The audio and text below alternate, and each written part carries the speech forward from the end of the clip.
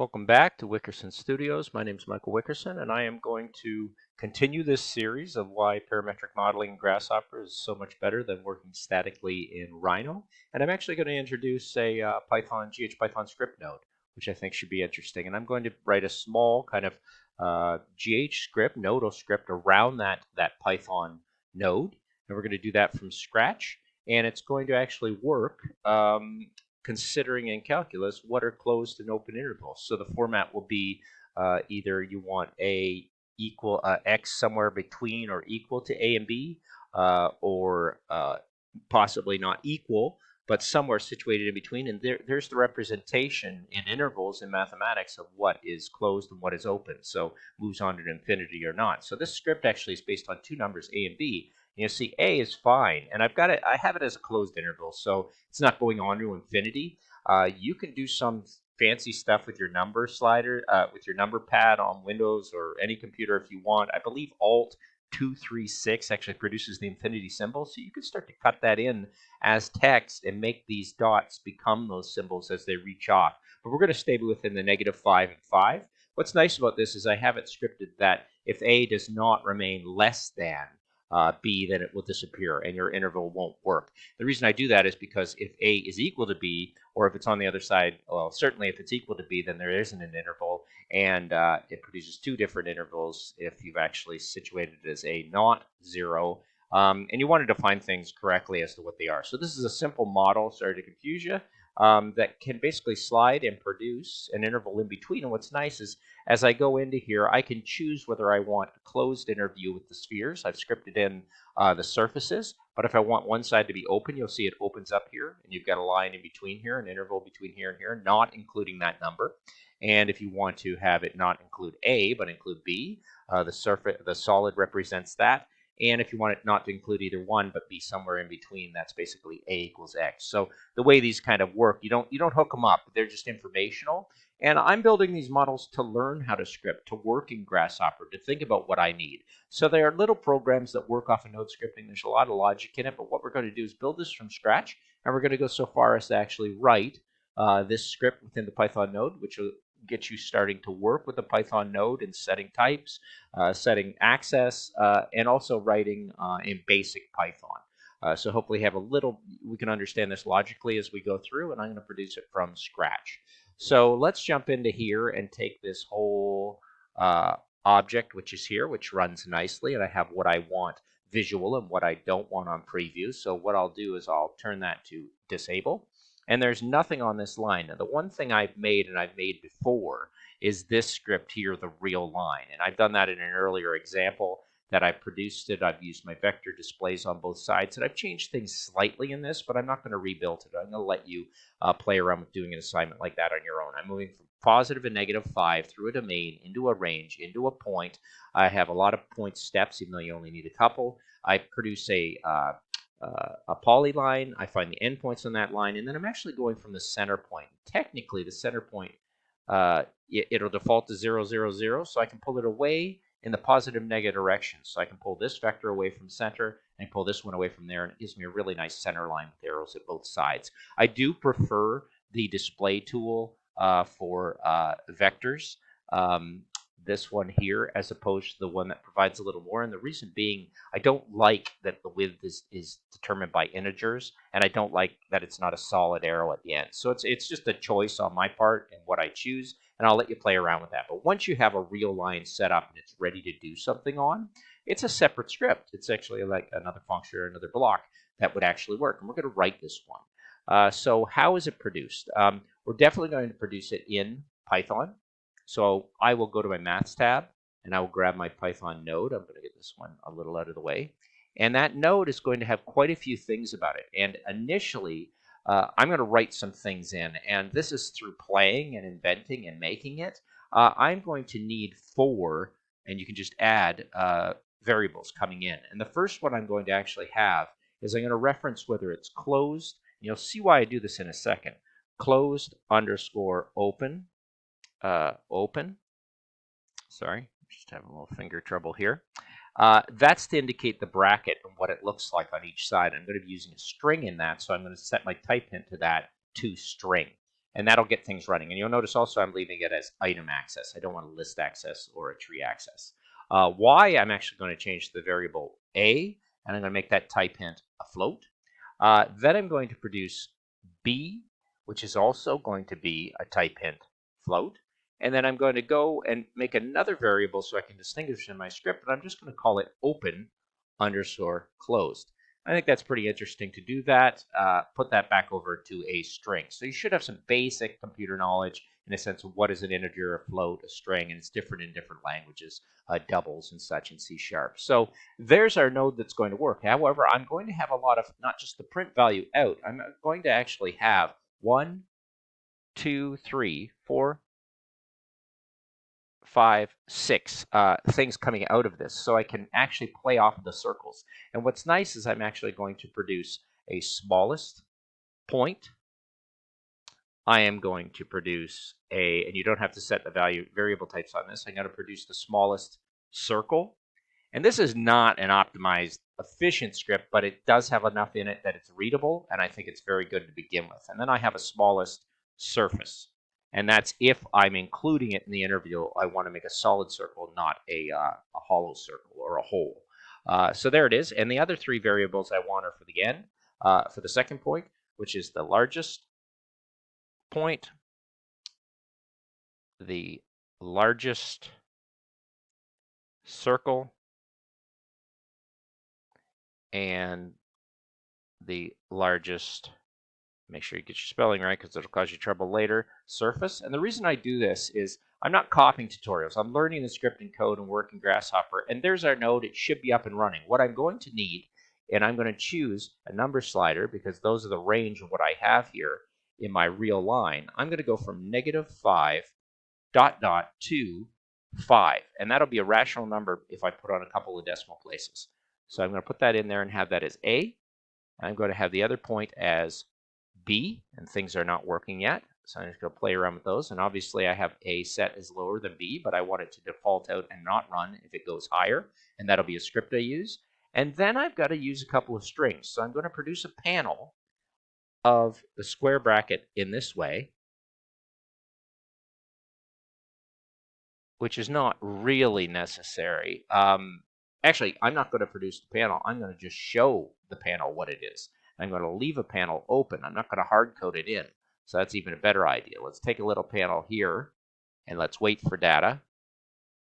And let's wait for data here in the closed, and let's see what we can import. And I will end up producing, here's where I'm actually going to produce these scripts that are the options. What are all the options that can actually go through here? So these two can be cut and paste down here, and I could actually have, representative, and this is where I'm just thinking logically through it. I can have a closed, a hard bracket on A, comma, B, hard bracket.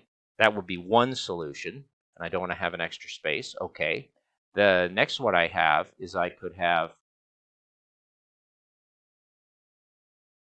interesting, I want to open it up. I could have a square bracket A, comma, B, round bracket to show that it's not inclusive. It's not actually equal to that number. X does not fall equal to B. That would be X is greater than or equal to A, but less than B, not less than and equal to B.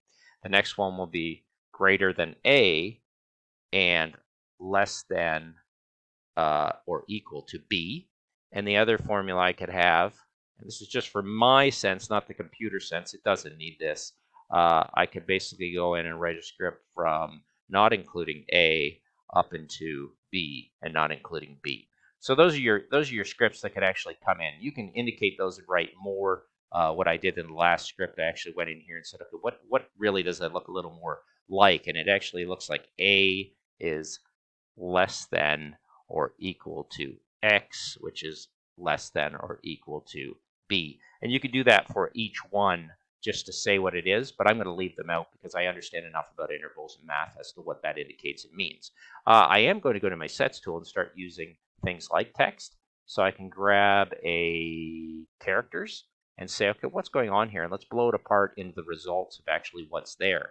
And of course, all those points come up, including A, comma, B, and in the square brackets. Whatever I end up putting in is going to come out of there. And I'm going to grab the list results of that because all I really care about, and if you zoom in here, this is a nice little trick that I learned later on. Do the plus before the I, and you get the last value. So the last value will be what is at the end of the bracket, and that one's at the first.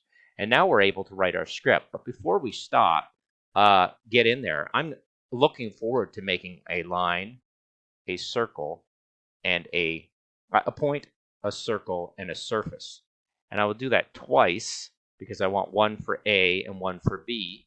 And I'm going to take them all and keep my scripts nice and organized. That's why I think it's nice to watch somebody build a script that has a little bit of logic in their head. We'll put the circle. Now, of course, they look like they're running, but they're not. They don't have any data coming through. We haven't written any script in Python. But those are all those points. And what I'm going to do is take those 2 points and in the vector tab, blast those points apart because I want the X attribute. That's why it's nice to deal with points and numbers and not get so bogged down in geometries quite yet. And in fact, start to write those geometries into the Python node, which is exactly what we'll be doing. The other thing I'm going to do is I'm going to grab a merge tool, and that's tucked over here. And I'm going to grab the X value. I believe, yes, the X value. I'm going to grab the X value of this one to be our first 2 points we're going to post. And then I'm actually going to default to 0 because I want to indicate where that is. And I actually want to put on where 5 is, but I also want to put on where -5 is. So that way I can go in, I can have a negative value, I can have a 0 value that comes up on my bar, I can have a -5 that comes up on my bar, and I can have a +5 that comes up on my bar. This will make sense a little later.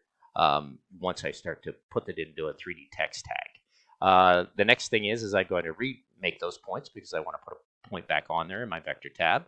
So creating those points again, I'm going to use default, and because we're only 2D, we can use Y and Z at 0.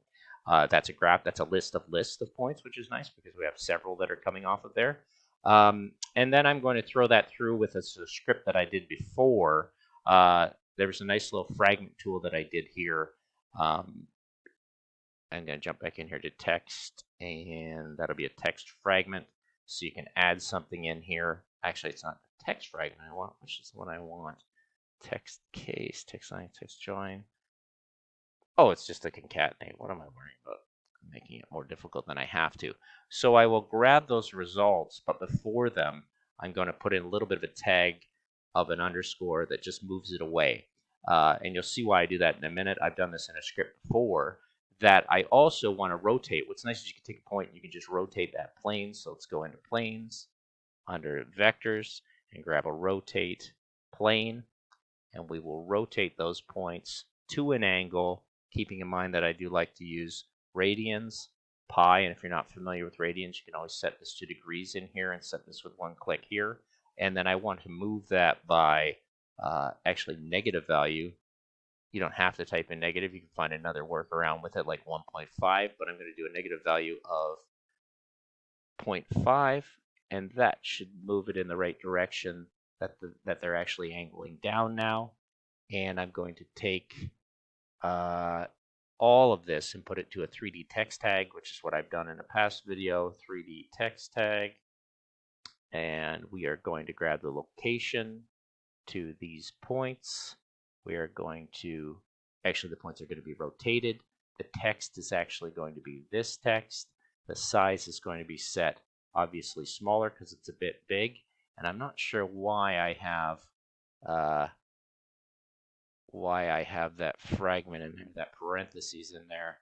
Interesting, it must be coming out as a strange tuple until I actually have it figured out. That's interesting. Or not as a set of numbers, which is pretty interesting. 1 second, I haven't seen that come up before. Let's grab a sample size as 0.12, which will make it a little smaller and more readable. And now I can see what I have here. And there we go. And I am interested why, I'm very interested in why my text tag is coming up as a result of this. And it's probably because it's defaulting because it has no script. This is actually producing results. I couldn't tell you why until I actually produced these points.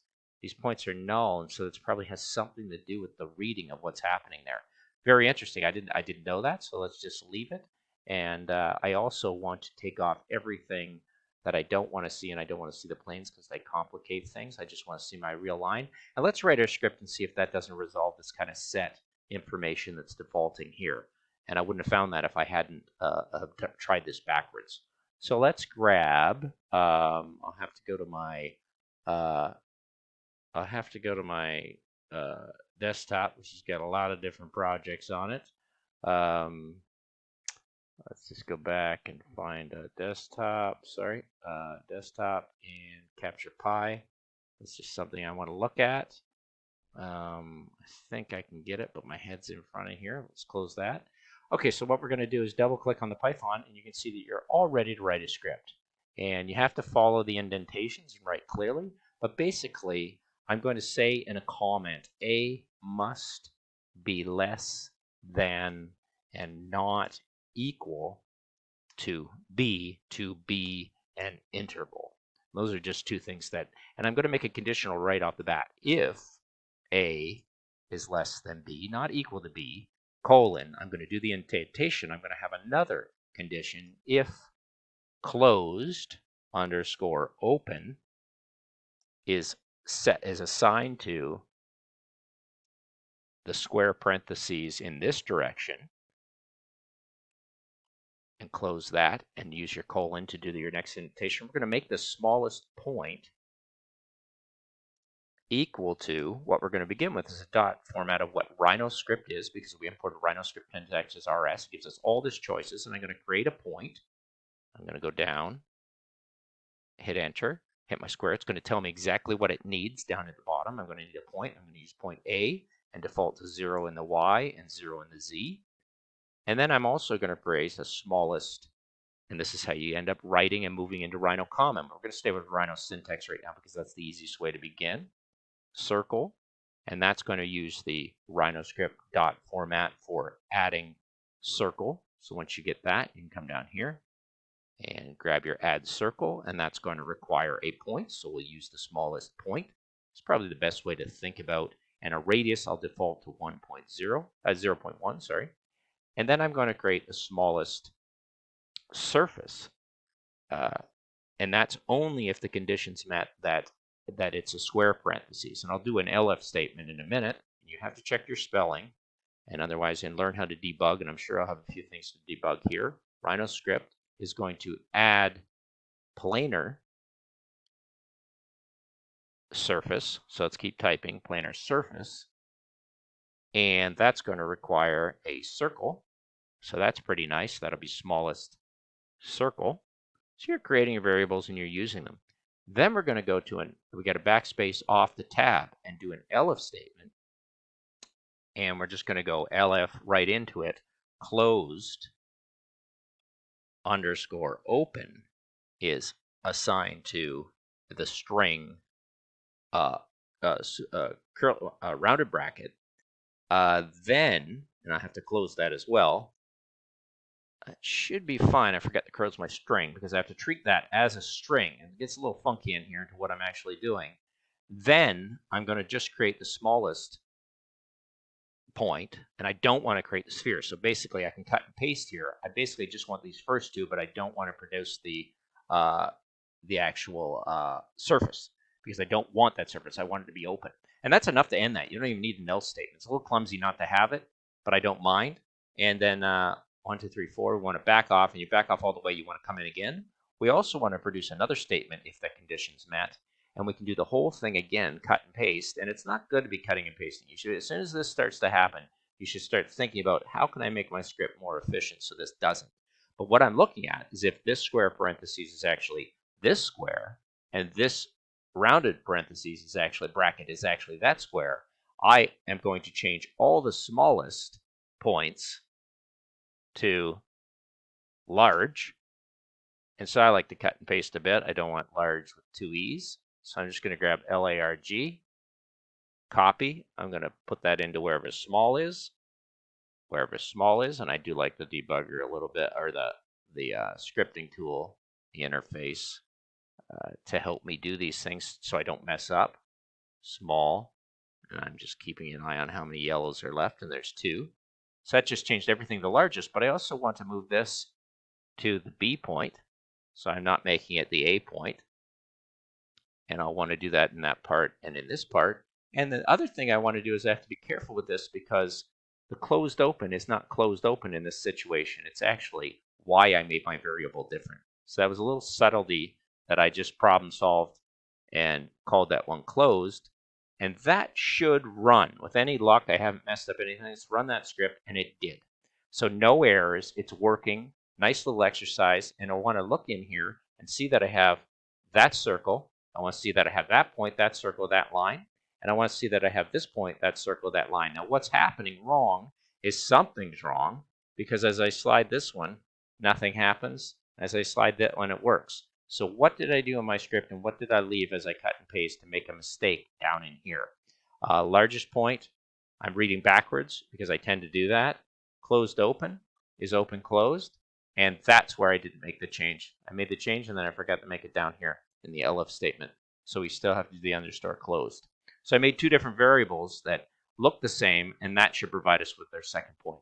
So we fixed that little debug, and what's nice about our little model is we can now take it and go slide that all the way to the end of -5. As soon as it hits the b value and becomes equal to it, it will not run. And you can see by the solid circle here and the not so solid circle here that that must mean that it includes A but does not include B. And if we look back to what I actually wanted to script in there, is I did use the format of A and not B. And I'll just do a little thing that makes sense of that again.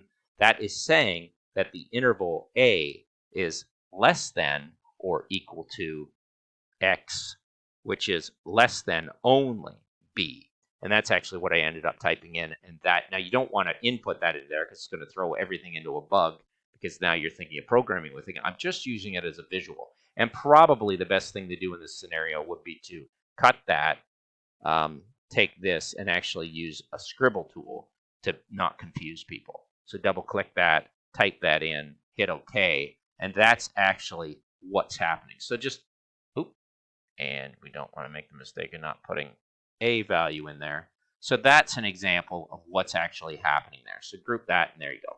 You've got a nice set. And this is the scenario that X is greater than or equal to A and less than B. And that's exactly what's going to happen in your line chart as to what you're seeing. And if you're confused to what I did here, everything's up and running. My Python is a nice little script here that runs. I've learned to write a little bit in it. I'm starting to use Rhino script syntax. I've made my own project and proposal, and I've done it out of a calculus text. And what you're used to seeing mainly is this one off to the side and this one off to the side here. It's just it looked a little better in the other scenario.